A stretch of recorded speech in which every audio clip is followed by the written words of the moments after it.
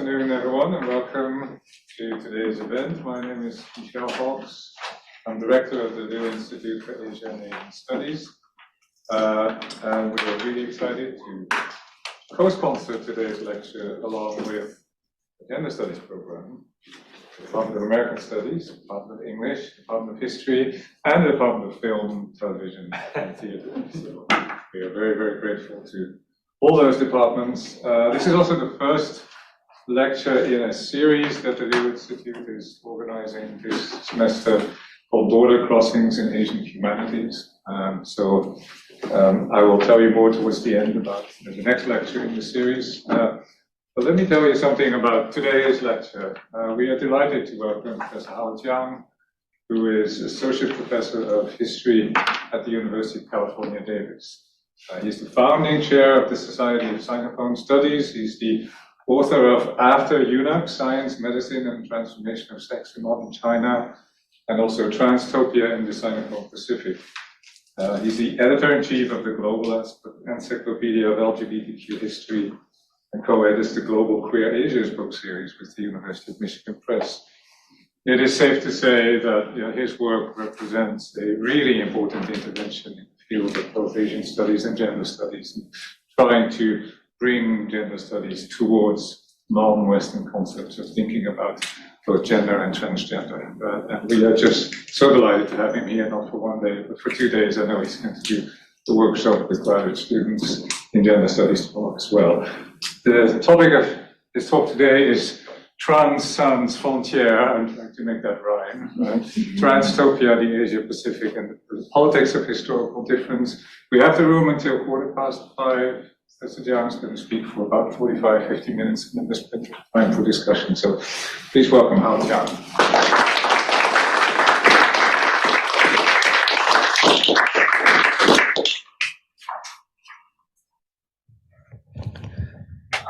Thank you for that generous introduction. I want to thank Penn Butler for inviting me and the Liu Institute for co-sponsoring the event, and all of the sponsors who make this event possible.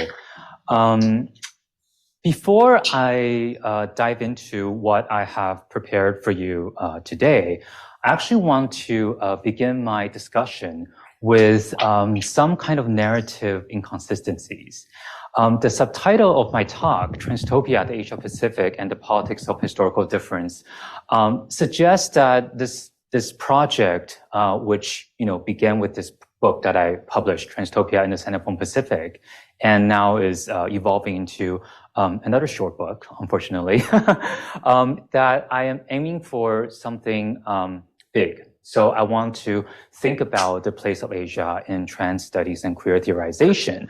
So the inconsistency that I'm referring to is to look at a small region in the world, namely Taiwan.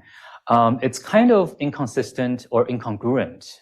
That's the word I decided to use in the book, because Taiwan has been sitting at the forefront of LGBTQ politics in Asia. But it has also not have had a nation-state status or official nation-state status, at least since the 1970s. So that will serve as an important point of departure for my talk today. So in case you're not familiar with the map of the Asia Pacific, Taiwan is that little island at the center of that map here. When I went to college, this is in the first few years of this century, the idea of studying Taiwan and treating it as an independent field of knowledge production was just starting to take shape. Of course, this has a lot to do with the changing political and geopolitical landscape. But that had not always been the case. Historically speaking, Taiwan had undergone different regimes of colonialism. In the 17th century, for example, northern Taiwan was ruled by the Spanish, and southern Taiwan was colonized by the Dutch Empire.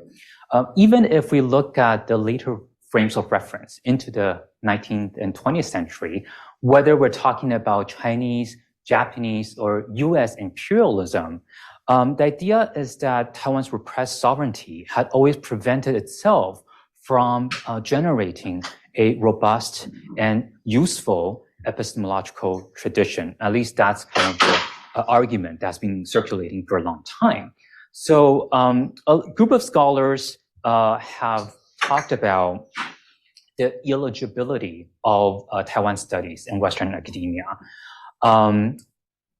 So for example, if you look at Japanese colonial history in Taiwan, because of that connection, Taiwan has often been left out of post-colonial theory. But also because of Taiwan's connection to the American right. Later on in the 20th century, so-called leftist area studies experts also carried little interest in this area of the world as well. So Taiwan continues to be marginalized because it's too small, too insignificant, and too ambiguous. Okay, so this is kind of the point of departure where I want to elaborate the notion of Transtopia. I don't have the cover on this PowerPoint, but when I co-edited a volume on Perverse Taiwan, one of the readers' report that came back very quick, this was a very quick report, was just dismissing the project, saying that it should not be published because it's dealing with this region that is too small, too insignificant. There was no intellectual engagement with the, deeply textured literary, historical, and sociological studies presented in the volume. So that's the kind of, and this happened right in the late 2010s. So this is not entirely something that has gone away. So on this slide, you see a few kind of projects that try to overcome that limitation, especially the collective known as the Knowledge Taiwan Collective that was established in 2012 came as a response to the accusation that Taiwan has not been a place of theoretical production. What is theory? Is it only Western? What is Taiwan's role in it? This collective has hosted a series of conferences, and as you can see, they have published a number of volumes to date, including the two on the left-hand side here. The keywords volume have a second one coming out later next year. The keyword model has also served as a model for other regional studies, such as Hong Kong studies, and in the case of queer Sinophone studies, we have used keywords approach to think about new concepts that can be generated from these regions that tend to be marginalized, but also new futures, and with that, new histories. Engaging with Taiwan as an autonomous site of knowledge production has reoriented my thinking about politics, about my intellectual alliances, about my approach to forge different kind of connections with the world beyond the lingering shadow of China. In that spirit, my friend Zhu at UCLA has coined this notion of the Sinophone, which is kind of similar to, but not identical to, the notion of the Anglophone or the Francophone world. We can loosely define the Sinophone world as Sinitic language communities and cultures outside of China or on the margins of China and Chineseness. So if you think about historically, Sinophone communities and cultures will bear a embedded but also politically contested relationship to China and Chineseness, not unlike the relationship between Britain and the Anglophone world or France and the Francophone world. Similarly, I'm kind of setting up as a baseline, conceptual baseline here. The new keyword that I want to elaborate today, Transtopia, takes a similar route to rethink some of the centrism and some of the tropes that continue dominate the way we think about queerness and transness. And I will be talking mostly about examples from Taiwan today. So it's also an opportunity to invite us to think about how we can theorize queerness and transness from the site of Taiwan, and to insert Taiwan and the Asia Pacific in general into a global dialogue about academic theory. So my talk today draws on my book, Transtopia in the Sinophone Pacific. This is in some ways a book that responds to a conundrum in queer theory, right? So we're often forced to grapple with this problem of both using Western concepts, but also acknowledging their limitations when we study Asia or other non-Western places. So in its broadest sense, conceptually, I like to think about Transtopia as anything that exceeds transphobia. Maybe that is the opposite meaning of what transphobia might stand for. But in practice in the book and some of the essays that I'm currently writing, I'm thinking about Transtopia as a category, right? It's a way for us to understand or recognize different scales of gender transgression that are not always recognizable through the Western notion of transgender. This opens up a fuller and richer set of possibilities. And I would like to invite us to move away from a one-sided notion of what transgender might do for us. To put it very crudely, there is a kind of criterion of determination of what counts as transgender and what doesn't. And sometimes it has to do with transness. In fact, more precisely, different degrees of transness. One could be more trans, another can be less trans. And transness becomes something that's quantifiable, measurable. And that, I think, is somewhat problematic, especially when we want to think about the politics of transness in cross-cultural history. Some of these examples that I have up on the PowerPoint are very well known, including South Asian Hijras, Indonesian Waria, Two-Spirit people in Native American societies, and Mexican Mushes. There are actually many more examples I can go into, but I'm spotlighting these just to give you a sense of why the politics of transness is actually at the very center of what our project has to do if we want to rethink transness from a global viewpoint. I am less concerned with who qualifies as quote-unquote properly trans than how people and actors relate to one another through this notion of transgender. So this is a relational definition.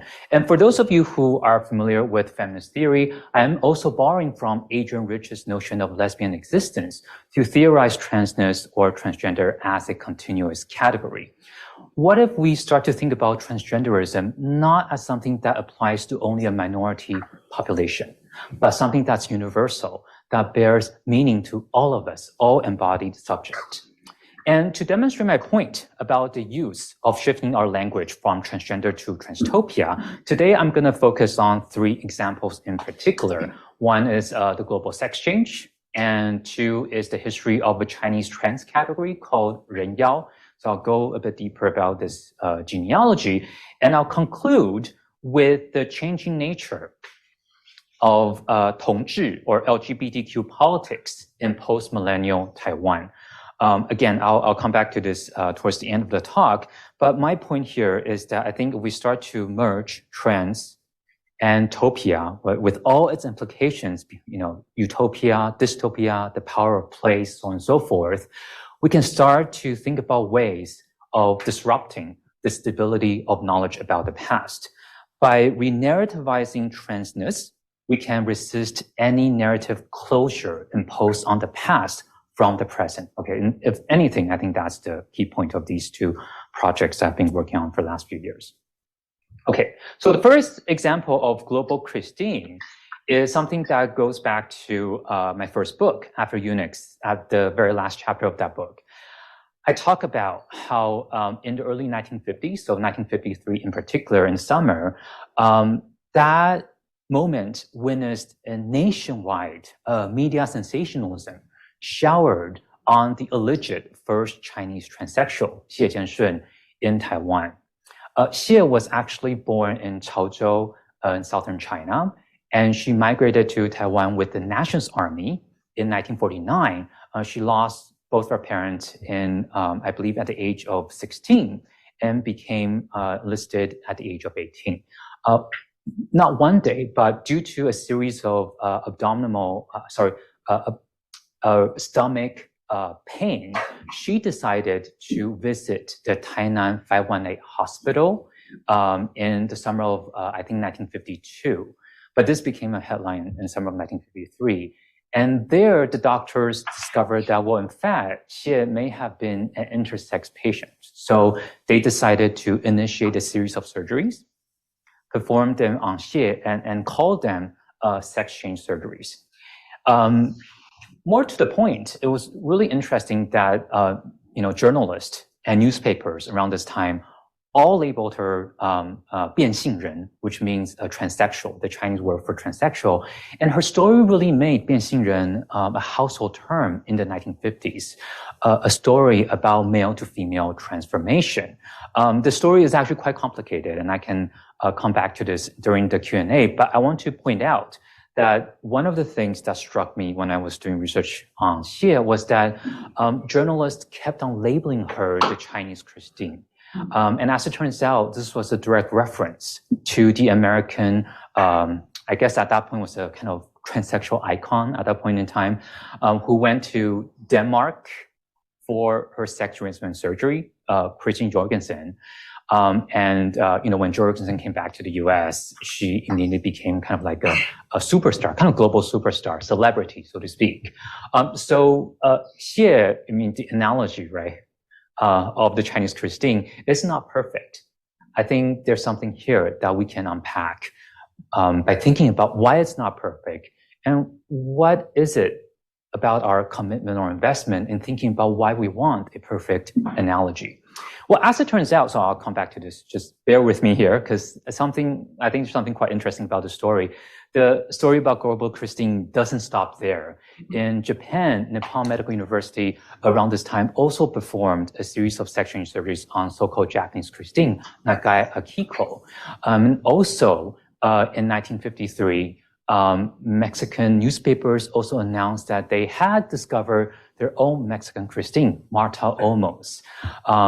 So this was an interesting moment in which, you see newspapers talking about medicalized sex change stories appearing in different parts of the world. I think the task of a historian like us is trying to make sense of what that means. Also recently, I found that there was a trans individual in Israel as well in the mid-1950s who was also kind of associated with the notion of Christine. So this is all, I'm just saying, I came to these examples after I published the book. It's kind of fascinating for us to think about, reflect on what does it mean to go back to the 1950s and to think about the example of Global Christine. Their stories, by the way, were covered beyond these locations. In Singapore, Hong Kong, Seoul, Sydney, Melbourne, Maryborough, Torreon, and various cities in the United States. Okay, again, this is not just my doing. It's kind of like my friends who have reached out to me and say, hey, Howard, I saw a report about Xie Jianshun in Mexico. I saw a report of Xie Jianshun in Seoul, so on and so forth. So this was kind of surprising to me also after my research. My point here is that even though these Christines, right, if you look at the timeline, they kind of rose to stardom in a short span of a year and a half. What their stories implied actually differed across different regions. Okay, the story of sex change was the story of personal triumph. In the case of Christine Jorgensen, Jorgensen went to Denmark and, so to speak, got what she wanted and was able to invent this new kind of. You look at her image, you can see this very glamorous kind of feminine appearance that she was able to invent for herself afterward. This was a very sore story for Xie Jianshun. It was a story about treating her intersexuality. She initially was reluctant, but eventually agreed to, I think, 8 or 9 surgeries. We just totally lose track of what happened to her from the 1960s onward. The story of sex change for Marta Olmos was was not radically different, but at the very least, Olmos was very keen to embrace these operations. It was a series of operations that her medical team in Mexico pitched and authorized as a treatment for her previous male homosexuality. Right? So even though all of these Christian narratives are generated around the same time, the claims they make about what counts as a successful outcome of sex change operation varies by individually and regionally speaking as well, right? So even though we might think sex reassignment is something very concrete, their narratives certainly treat sex change as the fulcrum of their bodily transformation. That in fact, the kind of narratives that we're getting, even at this short span of time period, are very different. So my point here is basically that, I think we need to start paying attention to stories and subjects such as Xie Jianshun or Martha Olmos, not because that they're just a non-Western copy of an original trans prototype, but that in fact, they complicate our thinking about the relationship between what we call sex change and this notion of transgender.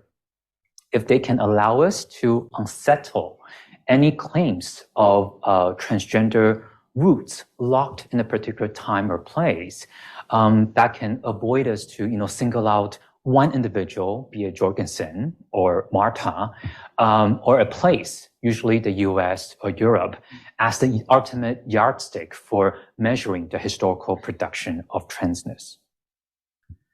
Okay, so my second example of a transtopian construct has to do with a concept that has long circulated in the Sinophone world. This idea of renyao, which literally means human and monster, or I would rephrase it as non-human. This is a highly contested term, but in terms of its historical circulation, its earliest usage kind of referred to a human freak or human anomalies and appeared in the philosophical writings of Xunzi from 3rd century BC. It was later on in a text published in the Tang Dynasty about Southern Dynasty history, so it's a later text about earlier history, which is normally the case with Chinese history. This was the first case in which renyao was used to refer to someone probably assuming opposite gender roles, social roles or appearance or any different kinds of opposite gender, some gender crossing for the first time. Now, throughout Chinese history, these two definitions have coexisted, okay? And I think it's important to keep that in mind because even when, the bulk of my research looks at the late Qing, early Republican era, all the way into the 1950s. And even into the early 20th century, these concepts, these definitions of renyao coexisted. But what really changed was in the 1920s, after sexual science, sexology became something that was a dominant paradigm for thinking about gender and sexuality in the Chinese context, that this notion of renyao start to lose its non-human or non-gender connotation. Sorry, that's what I meant. In the part of the book I talk about, this is kind of interesting resonate with the new literature on queer and humanism that has come out of late. And this is one category, obviously, that has kind of been missed by Western queer theorists. Because of time, I won't be able to go into these very interesting stories in great detail, but just to let you know that different understandings of renyao coexisted across time. And as we enter the post-1949 era, we see very, very few reports or discussions of renyao in the mainland. But in Taiwan, in addition to the Xie Jianshun case that I just talked about, it was also a place where it was highly publicized stories about renyao, and perhaps the most famous renyao case was the case of Zheng Qiuhuang in the 1950s. So again, this came out in all sorts of mainstream and less than mainstream newspapers. Zheng Qiuhuang captivated the attention of Taiwanese readers throughout the 1940s, in my count, at least according to 4 waves of journalism. And what is interesting here, so this is, I'm highlighting the part of Taiwan where Zheng Qiuhuang's activities were mainly discovered or reported in the central part of Taiwan.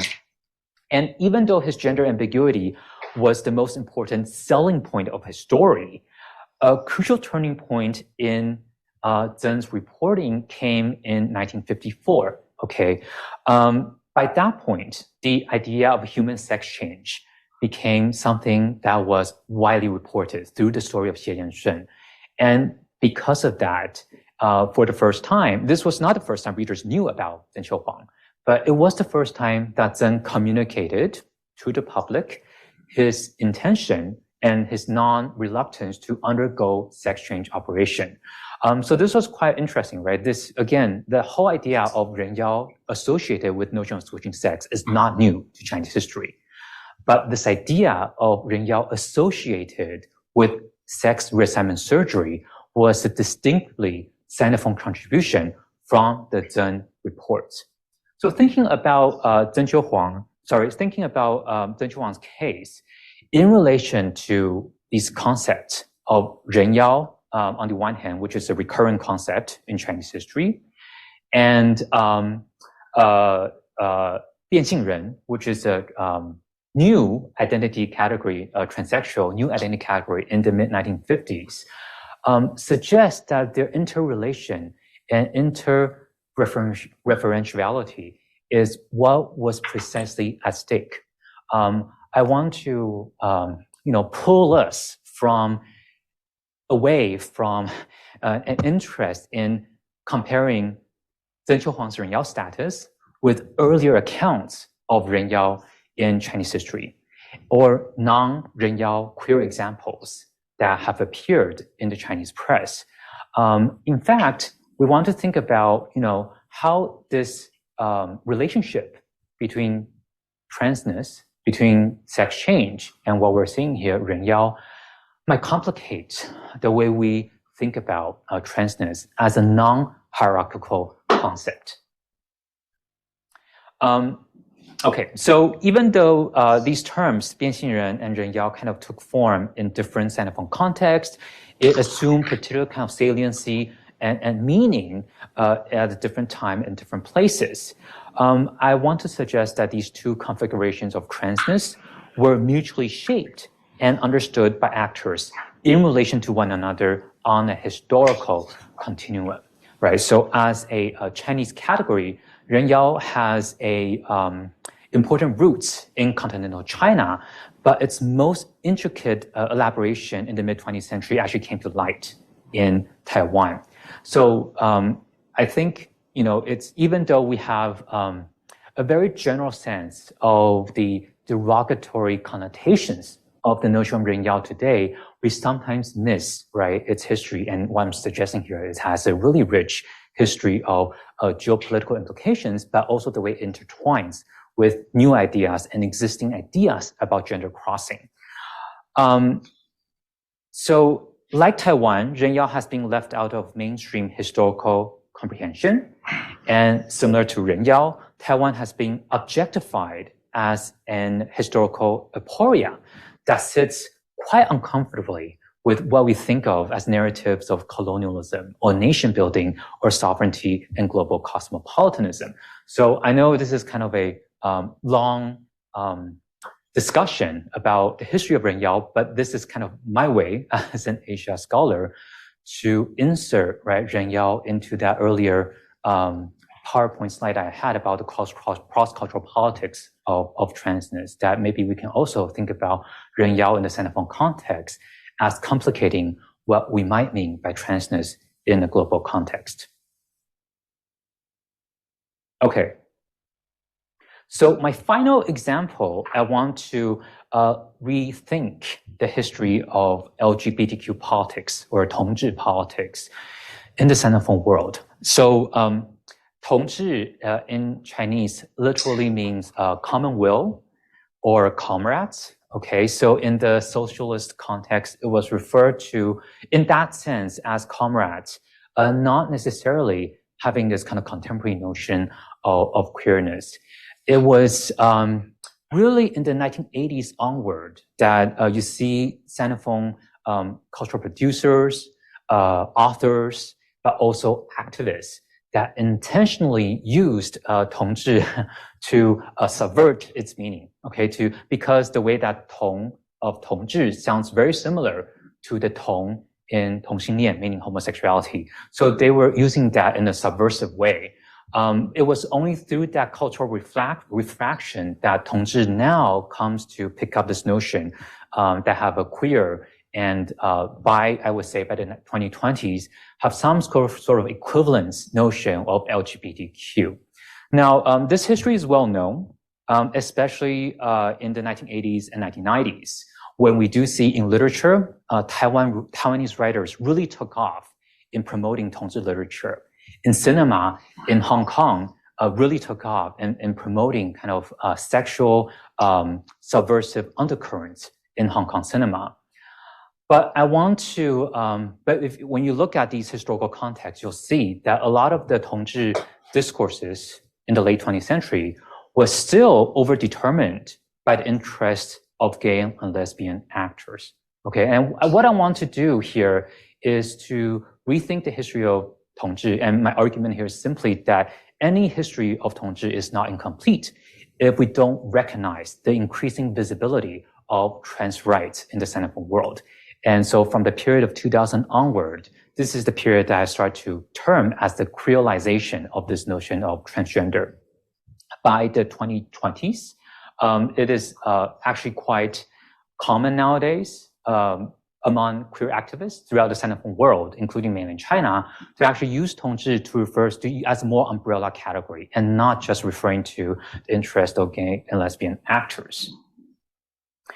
The first and foremost milestone in the queering of Tongzhi in the way that I'm trying to track this history is the legislation of an act called Gender Equity Education Act in Taiwan, 性别平等教育法. This was legislated in June of 2004. Initially, the proposal was for a new bill called Equality of the Two Sexes Education Act. And this transformation in language, I think, is very, very crucial. And one of the most important reasons for that renaming or relabeling of the act has to do with the high-profile incident of Ye Yongzhi in Taiwan. So the story began on April 2000 at the Gaoshu Junior High School in Pingtung County in southern Taiwan. So this is rural Taiwan. I'm highlighting again that part of Taiwan that I'm referring to here. This is the photo of the bathroom in which the incident happened. So Ye Yongzhi raised his hand to seek permission to use the bathroom 5 minutes before class ended. And it turns out that this was a consistent pattern that Ye Yongzhi adopted.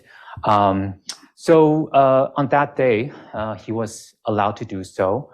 But instead of coming back, as what he normally did, he was actually found lying in a pool of blood in the bathroom. And the school sent Ye Yongzhi to the nearby emergency unit, and he was later transferred to a larger hospital because he couldn't be saved there, and he still couldn't be saved by medical team, so he actually passed away the next day. The school actually didn't report this to the police and decided to actually clean the bathroom and try to pretend nothing had happened. But because of Ye Yongzhi's death, it actually attracted national reports on this incident. Ye's family requested the Pingtung District Prosecutor's Office to carry out a forensic determination of the cause of his death. And this, I talk about this more in the book, but it's actually very disappointing and complicated all the way through the very end. I think it went through at least 6 years of legal proceedings, whether you're dealing with the Pingtung Court, the Kaohsiung Court, the Supreme Court. All of them decided to not hold anyone at the junior high school legally accountable for Ye Yongzhi's death. This eventually changed. But more importantly, in June of the same year, the Ministry of Education convened an emergency subcommittee to investigate Ye Yongzhi's case. So they sent a group of professors and experts to see what happened, how the school handled the incident, well, what is the past record of gender friendliness of the campus, and so on and so forth. And they found out that, in fact, Ye Yongzhi was a persistent victim of campus-wide bullying due to his quote-unquote feminine temperament. So people knew that he enjoyed singing, cooking, doing housework. I mean, I don't see how these are feminine characteristics, but they were perceived as such in the school, and he was actually heavily bullied. He was often forced to drop his pants to show his genitals, for example. That was the main culprit behind why he didn't want to use the bathroom as the other students during recess. He wanted to stay away from that. The law professor, Chen Huixing, who led the drafting of the proposal, made it very clear that it was in fact the nationwide attention on Ye's incidents that pushed them to rethink their language, and that they felt that it was actually very important, very urgent to pay attention to the plight of gender minorities like Yongzhi. So it wasn't just like the act couldn't just be about two sexes. There has to be a recognition of gender fluidity and the diversity of gender orientation. The impact of this is quite seminal. I talk more about this in the book, but it changed the contour of the feminist and Tongzhi movement in Taiwan. They started to collaborate more closely together. And more importantly, I think one of the most important impact was its the presence that it felt on the way Tongzhi activists in Taiwan started to reshape their own discourse. So, as we know, the first Pride Parade in the Center for the World took place in Taipei in the year 2003. But before that, the Taipei city government actually had organized a series of quote-unquote LGBT civil rights festivals leading up to the Pride Parade. And what's really interesting is that initially, these were just called, the English translation was just the Gay and Lesbian Civil Rights Festival. But by 2002, because of the Ye incident, they reframed it and included, you can see the pamphlets, for example, now has a separate section on trans, and trans became something incorporated into their language. And in fact, the organizers of the festival actually made a very strong case for how the inclusion should not just be a normal inclusion, but fundamentally change the way they think about what Tongzhi entails. So this was all very clear when the Gender Equity Education Act was passed in March of 2004, and implemented later in June. The Tongzhi Hotline Association merged with the Feminist Awakening organization to form the first NGO league of promoting gender equity in Taiwan. So this was an interesting case in which we see that as Tongzhi movement was unfolding in Taiwan, right, they were now reconceptualizing their notion of Tongzhi into something more inclusive of trans and gender diversity rights, and not just one that was much more dominated by homosexual interest in the 1980s and 1990s. And as a result, I think, there's no way, there's a lot of references, by the way, in those pamphlets to Ye's incident. There's no way we could get there without understanding the impact of the Ye incident. My little argument here is that I think the transtopian approach allows us to recognize the importance of the Ye story to the Tongzhi movement without assuming a proto-trans identity in Ye.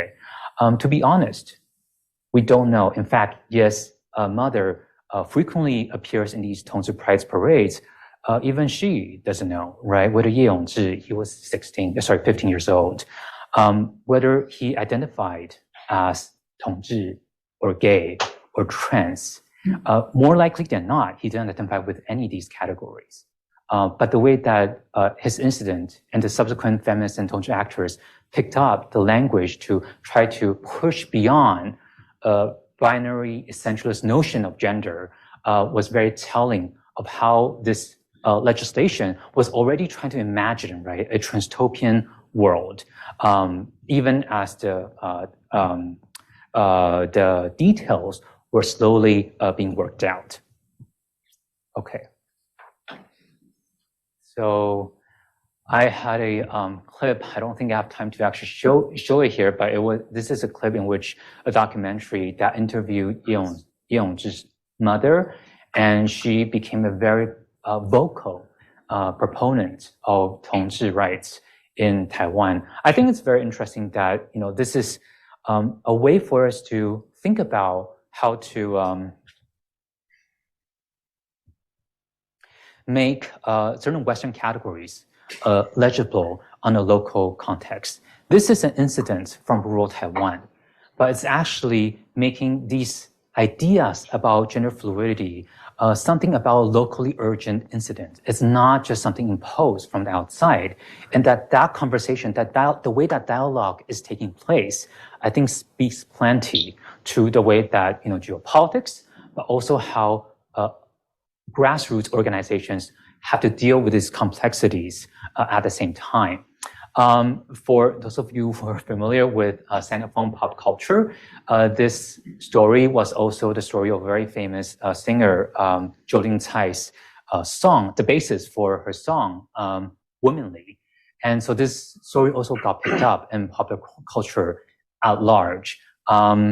There's actually other examples later on that complicate the story, but just to say that even though this came from rural parts of Taiwan, it eventually became a very important kind of global phenomenon. Okay. So I'm also happy, by the way, to elaborate on any of the examples I talked about today, but because of time, I'm trying to kind of get through some of these materials in a quick pace. So my research suggests that there's not one stable point of origin in trans history, but transness has always already been produced from multiple geographical and temporal sites. Any inquiry into the history of transgender experience in a single region would benefit from thinking about how transness is articulated and constructed at a different place elsewhere. The heart of what I'm calling a transtopian hermeneutic refuses to single out any individual experience or category as the privileged ground on which claims of social, civic, and political justice should be laid. So transgender is not more properly trans than renyao, the Chinese Christine, or in my earlier work, eunuchs, and the story of Yi Yongzhi. This talk has dared to map the discrepant, multi-directional origins of transness, something that is troubled, but also produces a very vigorous crucible for thinking about global political action. Like Dipesh Chakrabarty's call to provincialize Europe, I believe it is time now to think about not just gender trouble, but the trouble with transgender. Thank you very much. I'd be happy to.